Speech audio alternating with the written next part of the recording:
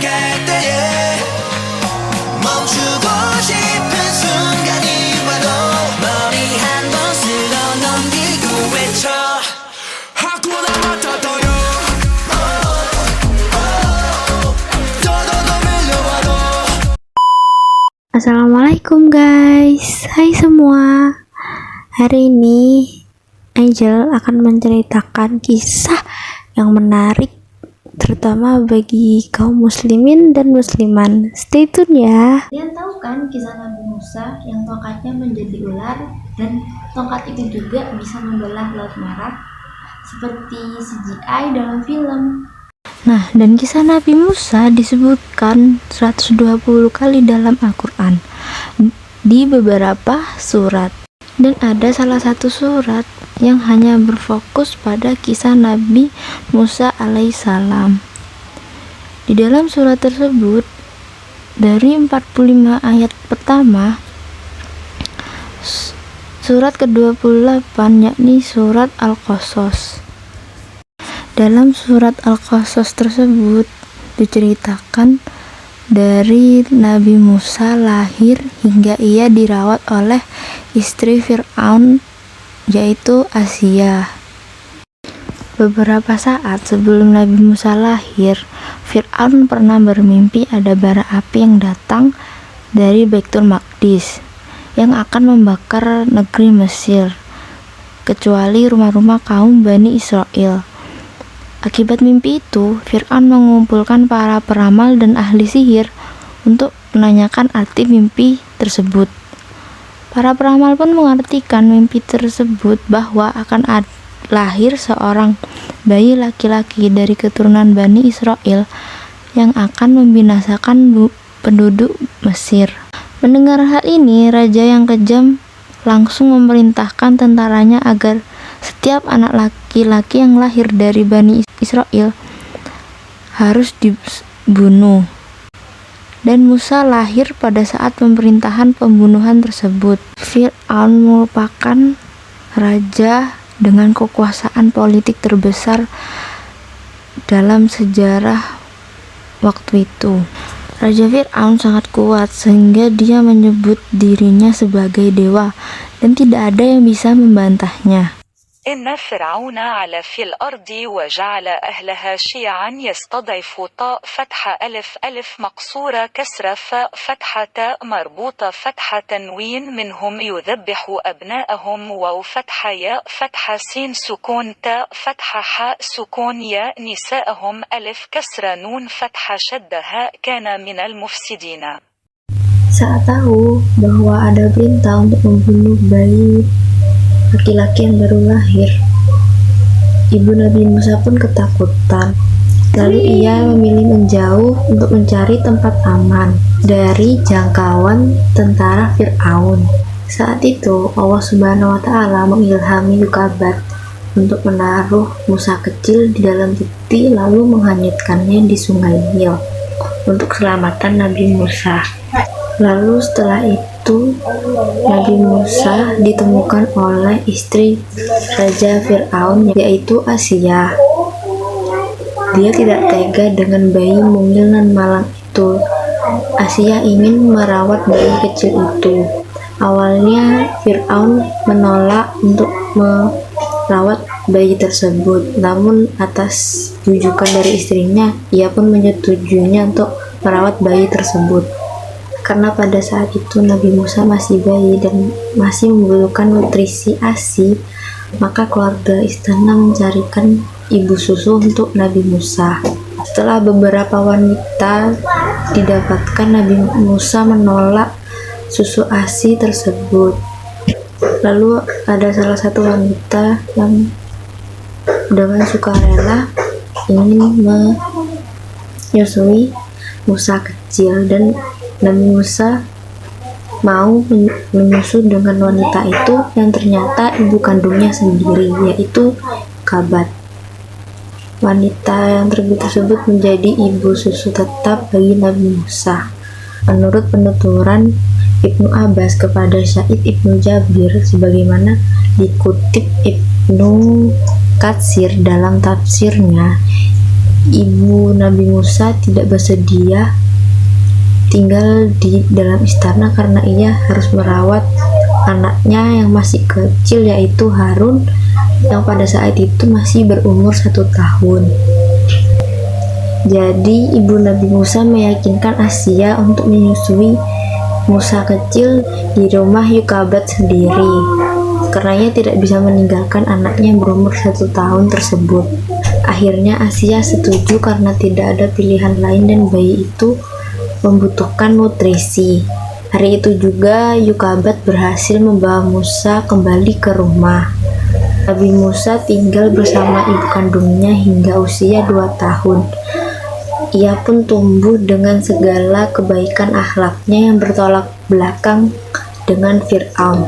Dikutip dari buku Kisah Teladan Menakjubkan 25 Nabi, karya Aryani Surfah, ketika beranjak dewasa, Nabi Musa diberi petunjuk oleh Allah bahwa dirinya bukanlah anak kandung dari Fir'aun.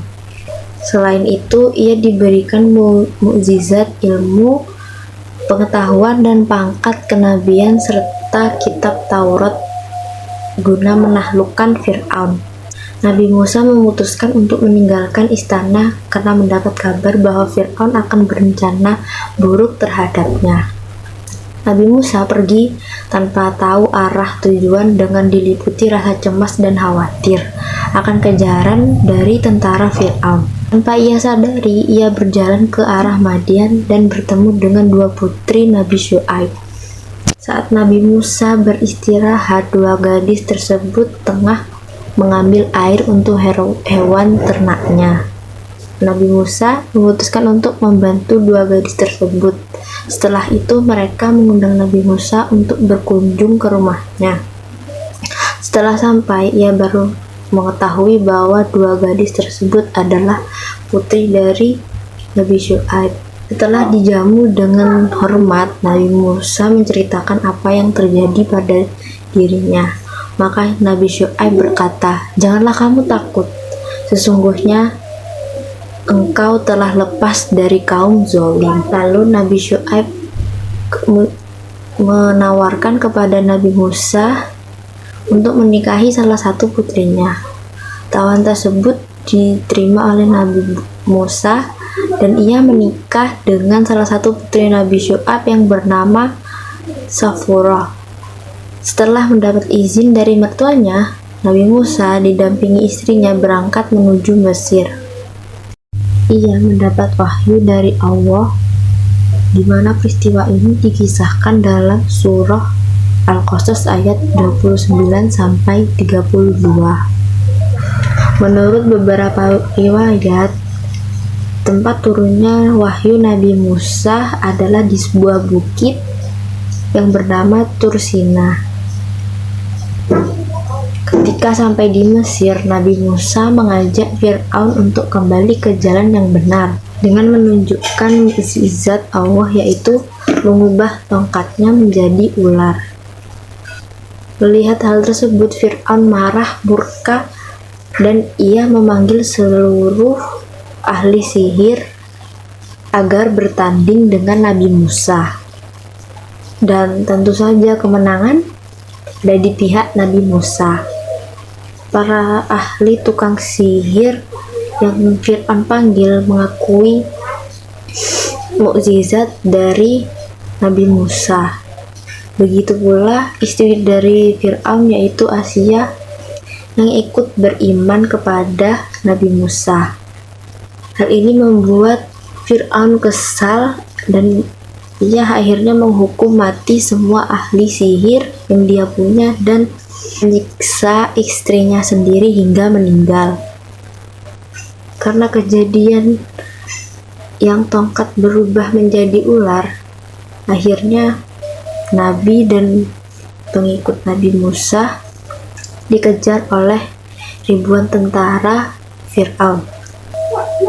Jumlah tentara Fir'aun punya lebih banyak dibandingkan pengikut Nabi Musa. Bala tentara menyisir semua tempat untuk mencari Nabi Musa dan pengikutnya. Lalu di sisi lain Nabi Musa dan pengikutnya terjebak dan tidak bisa kemana-mana. Pilihannya hanya melewati laut merah. Dalam keadaan terdesak tersebut, Allah mewahyukan kepada Nabi Musa untuk memukul tongkatnya di permukaan laut. Setelah melakukan hal tersebut, tiba-tiba saja air laut tergulung dan terbelah menjadi 2 bagian. Setiap mata yang menyaksikan hal tersebut sangat tercengang. Nabi Musa dan para pengikutnya menyeberangi laut yang terbelah tadi hingga berhasil ke daratan. Sementara Fir'aun dan pasukannya mengikuti juga, akhirnya tenggelam dalam laut tersebut. Lalu Fir'aun dan pasukannya mengikuti Nabi Musa dan pengikutnya menyeberangi laut yang terbelah tersebut. Namun saat di tengah-tengah Nabi Musa memukulkan tongkatnya lagi dan laut menenggelamkan Fir'aun dan juga pasukannya. Hikmah yang dapat kita petik dari kisah Nabi Musa di atas adalah sehebat apapun manusia, sehebat apapun kekuatannya, sehebat apapun kekuasaannya, tidak akan pernah mampu melawan kekuasaan Allah Subhanahu wa Ta'ala. Fir'aun mendapat azab dari kekejaman, kesombongan, dan pembangkangnya atas perintah Allah Subhanahu wa Ta'ala. Sekian dari saya, kurang lebihnya mohon maaf. Wassalamualaikum warahmatullahi wabarakatuh.